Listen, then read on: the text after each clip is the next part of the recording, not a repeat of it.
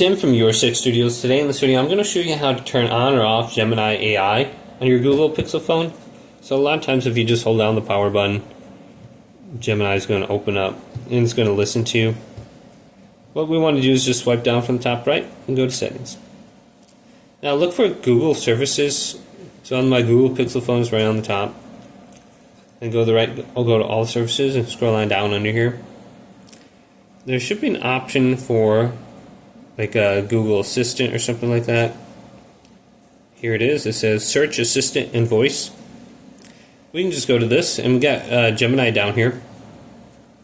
So we can go to this, and we can just turn it off under here. So it says Gemini Voice, your public links, interruption.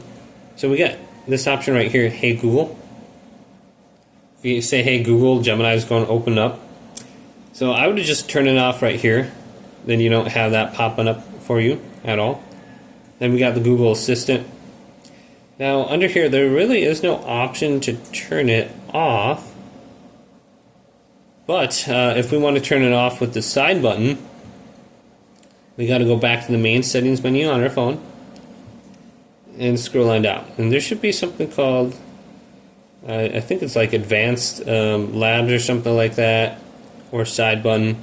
So let's scroll through here, and we should be able to find it. If not, we can just go to search, or it could be located under gestures. So I don't see it on here. Let's go to the top and then just search for it. It could be like a side button, or it could be called gestures, side button. So let's just type in gestures. And we should be able to go to it here. Let me type it in correctly. So here's, it looks like it's under gesture navigation. We can just go to this. And we should be able to just turn it off now. Gestures system. Here it is.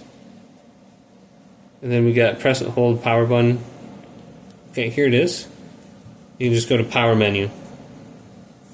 And then when you hold this down, Gemini is now turned off. So this is going to be located under System actually.